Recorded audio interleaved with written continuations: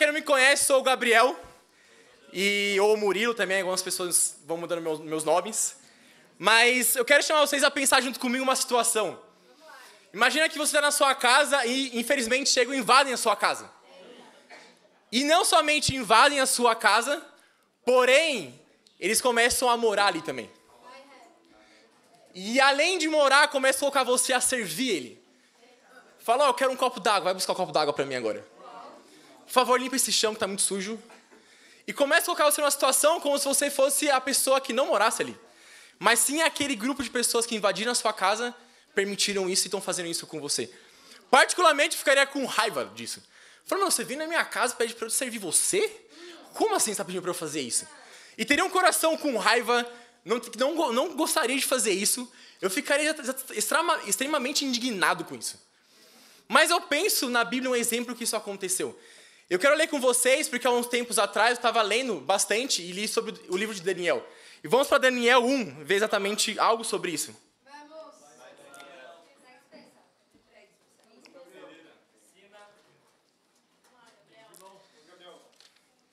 Em Daniel 1, então o contexto do livro de Daniel é algo parecido que está acontecendo, que acontece. E a gente vai entender aqui. E ainda que é algo que a gente possa relutar, mas vamos analisar e ver o coração de Daniel. Porque é algo muito parecido que acontece. Fala que Nabucodonosor invadiu Jerusalém. E ele faz algumas coisas muito parecidas com o exemplo que eu dei. E por isso, o título da pregação de hoje é Um Coração Entregue a Deus. Então olha Daniel 1, vamos lá. No 3º ano do reinado de Joaquim, rei de Judá, Nabucodonosor, rei da Babilônia, veio a Jerusalém e a sitiou. E o Senhor entregou Joaquim, rei de Judá, nas suas mãos. E também alguns dos utensílios do templo de Deus. Ele levou os utensílios para o templo do seu Deus, na terra de Sinear, e os colocou na casa do tesouro do seu Deus. Depois o rei ordenou a Aspenaz, o chefe dos oficiais da sua corte, que trouxessem alguns dos israelitas da família real e da nobreza, jovens sem defeito físico, de boa aparência, cultos, inteligentes, que dominassem os vários campos do conhecimento e fossem capacitados para servir no palácio do rei. Ele deveria ensinar-lhes a língua e a literatura dos babilônicos. De sua própria mesa, o rei designou-lhes uma porção diária de comida e de vinho. Eles receberiam um treinamento durante 3 anos, e depois disso passariam a servir o rei. Então o que acontece? Nabucodonosor fala que ele sitiou em Jerusalém, e não somente ele tomou conta da cidade naquele momento, mas fala que ele pega os utensílios do templo de Deus e leva para sua cidade, para os tesouros do seu Deus. Então eles não somente invadem a cidade, mas pegam todos os utensílios para ele e coloca no templo do seu Deus. E o interessante é falar aqui que o Senhor entregou Joaquim, o rei de Judá, nas mãos de Nabucodonosor. Mas não para por aí o que ele quis fazer. Ele não somente tomou conta de Jerusalém, mas para além de pegar os utensílios, o que ele faz? Ele quer jovens, quer pessoas para servir a ele. E coloca algumas características aqui dessas pessoas. Não era qualquer pessoa que ele queria que servisse a ele.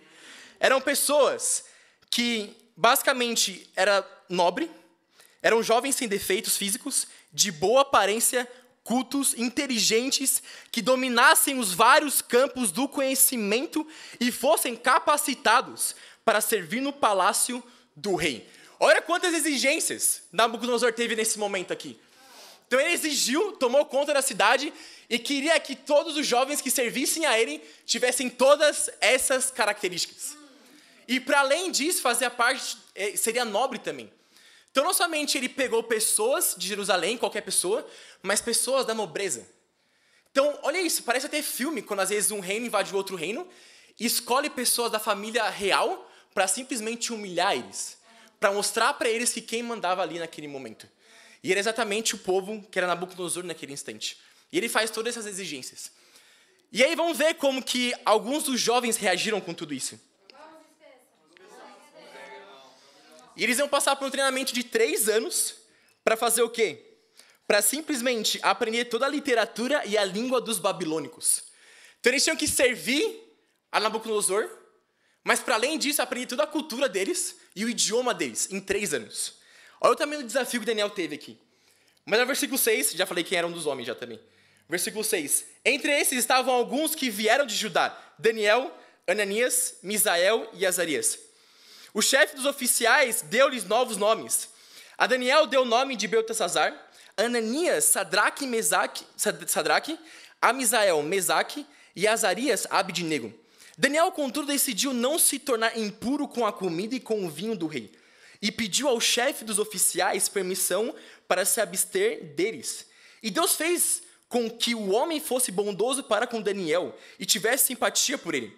Apesar disso, ele disse a Daniel: tenho medo do rei, o meu senhor que determinou a comida e a bebida de vocês.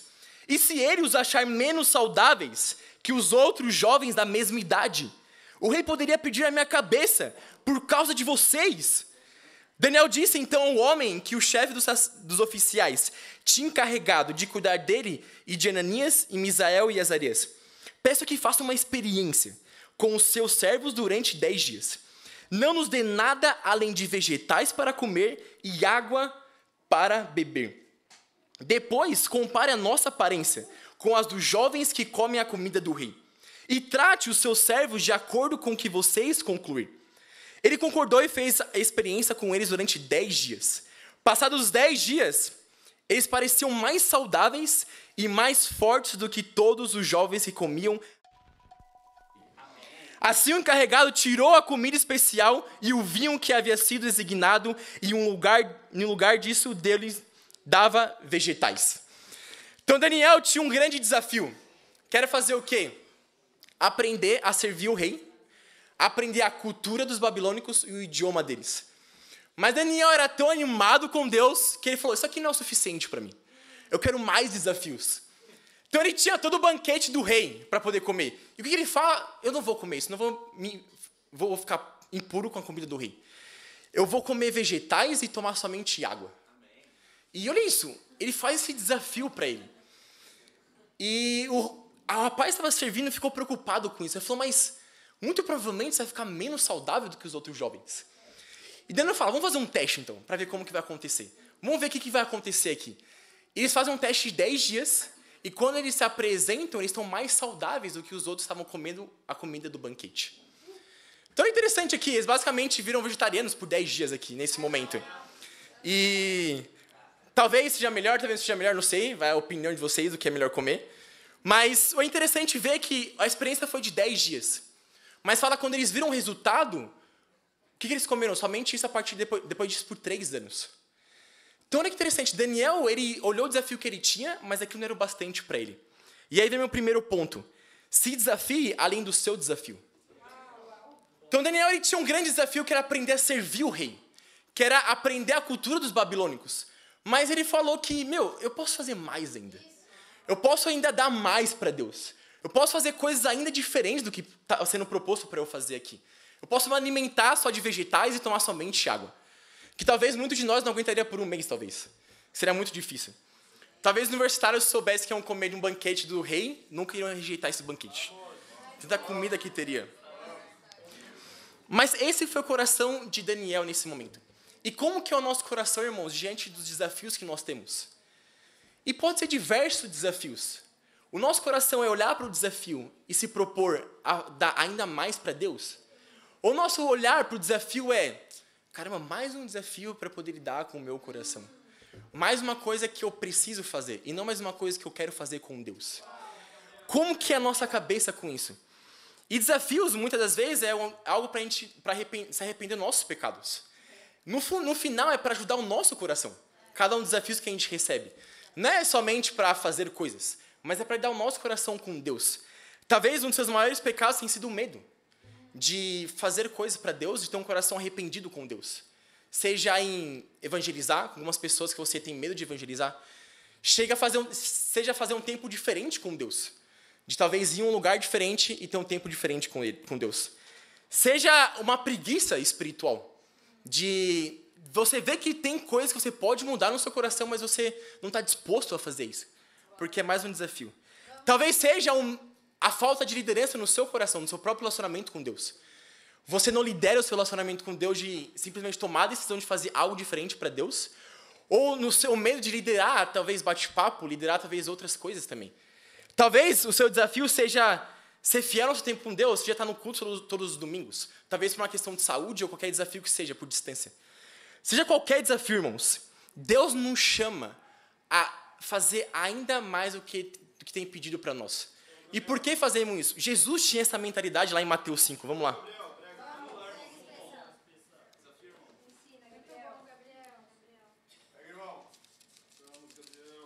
Tem Mateus 5.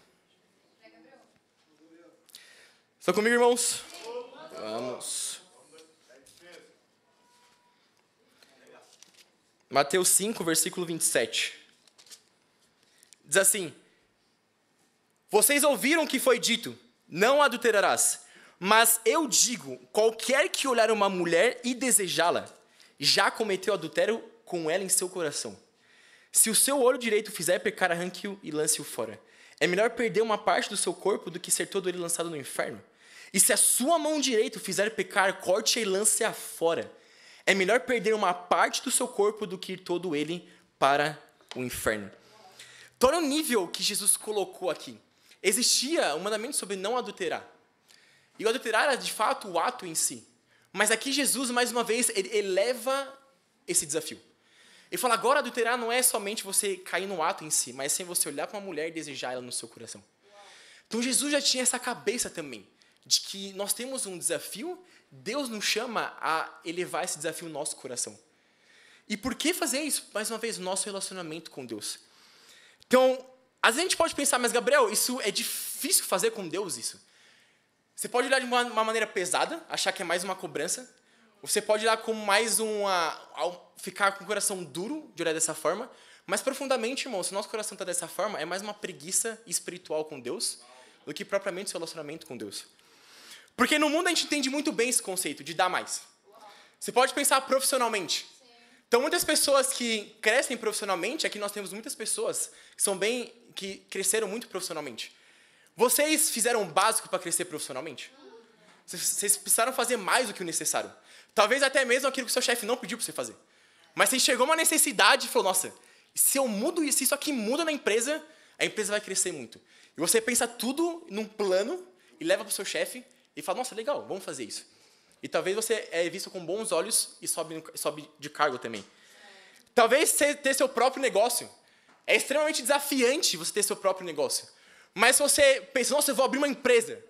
Você vai ficar parado esperando as coisas acontecerem? Ou você vai fazer cada dia que passa a mais do que você fez no dia anterior? Porque você entende que se você não se desafiar, sua empresa vai falir. E você não vai conseguir fazer mais coisas com Deus. Mais para a empresa. Talvez academicamente também, a faculdade. Para entrar em uma faculdade, você precisa estudar muito. Para sair dela, ainda mais. Porque é ainda mais desafiante sair da faculdade. E por isso, você fica parado somente focando naquilo que o professor está passando, ou você busca aprender mais. Para poder, talvez, terminar no tempo ideal a faculdade, que ainda seja difícil fazer isso. O pessoal da USP aí chora com isso. Mas você busca cada vez mais dar o seu máximo na faculdade, porque você entende que você precisa fazer isso.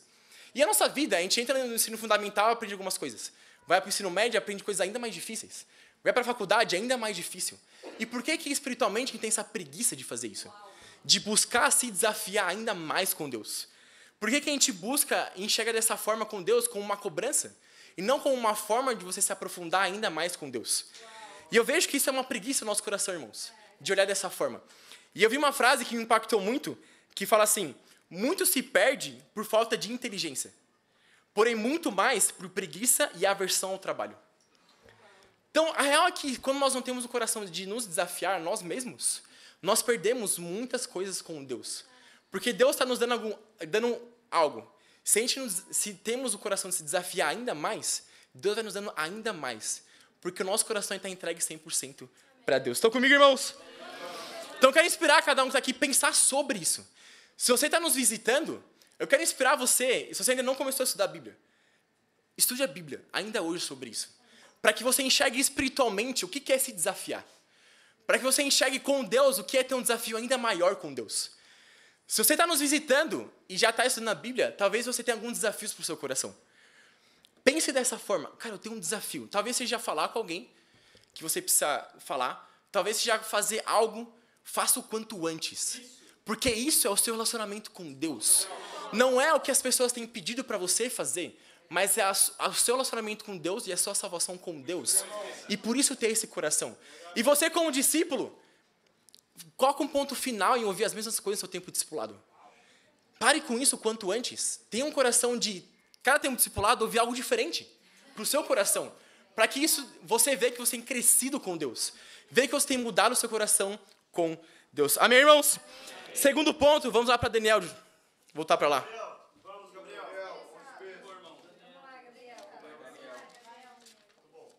Daniel 1, versículo 17.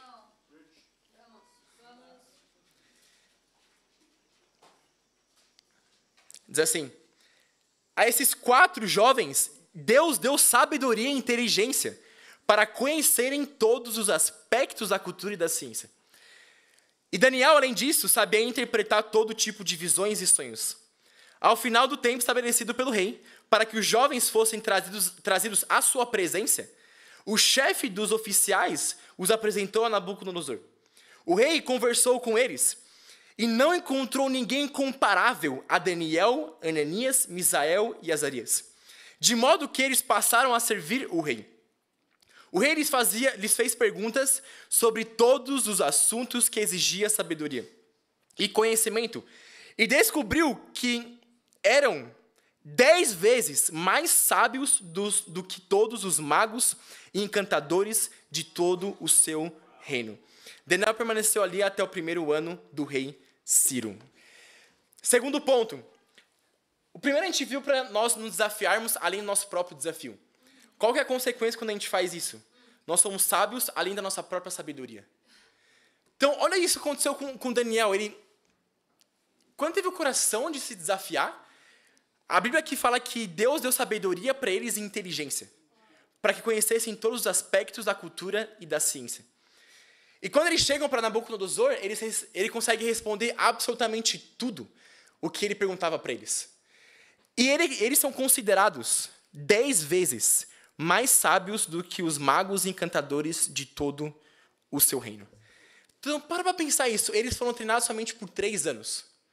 Eles eram mais inteligentes, mais sábios daqueles que já serviam ao rei antes já. Então, quanto vale a pena, irmãos, nós nos entregarmos e desafiar o nosso próprio coração todos os dias? Ao ponto de ter um crescimento com Deus muito grande. Ao ponto de Deus nos dar sabedoria, dar para nós inteligência para poder lidar com as pessoas que a gente ajuda espiritualmente. Ao ponto de poder sermos muito sábios do que aquilo que a gente tem feito. E esse é o coração que Deus quer que a gente tenha ao lidar com os desafios. Que é o mesmo que fala em Romanos 5, vamos lá.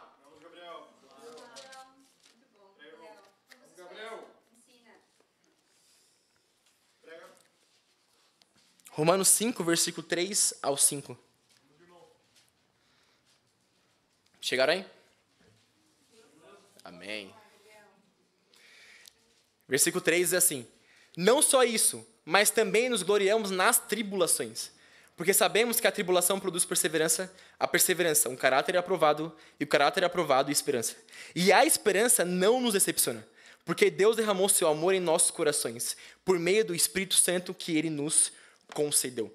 Então, Paulo lembra a igreja de Roma aqui sobre isso, de que os desafios e as tribulações que nós temos têm um objetivo. E qual que é esse objetivo? Com que a gente aprenda a perseverar com Deus. E essa perseverança cria uma esperança no nosso coração. Então, como eu falei, no começo, a gente pode ter um coração talvez duro com isso. Mas quando a gente entende que quando nós perseveramos, a esperança cria esperança no nosso coração, isso nos anima. Porque é igual um exercício físico, por exemplo, ou dieta também. Quando a gente começa a fazer dieta, passa talvez 2, 3 semanas, ou exercício físico, é difícil a gente ver algum resultado. Porque tá ali e a gente não passa 1 semana, nenhum resultado. Passa 2 semanas, nenhum resultado. E qual que é a nossa tendência? Beleza, não presta pra nada isso. Eu vou parar de fazer e tudo que falavam pra mim é mentira. E você desiste de fazer isso. Mas quando a gente persevera, talvez passe 1 mês e você começa a ver alguma diferença no espelho. Você fala, caramba, tem algo diferente aqui. Talvez diminui 1 centímetro a minha cintura. Que incrível, diminuiu algo aí. E aí você começa a ver coisas diferentes. E essa perseverança gera no seu coração uma esperança de continuar. Então, por isso é tão importante a gente entender espiritualmente o porquê os desafios existem na nossa vida. É para a gente perseverar e continuar contra esses desafios. E passando por esses desafios, nós vamos ter esperança, irmãos, de que nós estaremos com Deus. Então, o medo que eu falei no começo, o orgulho, talvez preguiça que você tem espiritual, já é um momento de deixar isso de lado e pedir conselhos de como se arrepender sobre isso. Não ouvir constantemente sobre essas mesmas coisas no tempo discipulado. E para além disso, ter um coração, como eu falei, de não ter uma preguiça espiritual e de cuidar de cada um de nós como discípulos. Eu quero, em específico desse de cuidado espiritual, quero muito levantar o irmão aqui que me inspirou muito. Há um tempo atrás, que eu vi o que ele fez, que é o Hernani, tá ali. Queria muito levantar ele, porque conversando com ele tá discipulando o Cauê faz 2 meses. E é muito inspirador ver como o Hernani abraçou o Cauê de uma forma, assim, incrivelmente.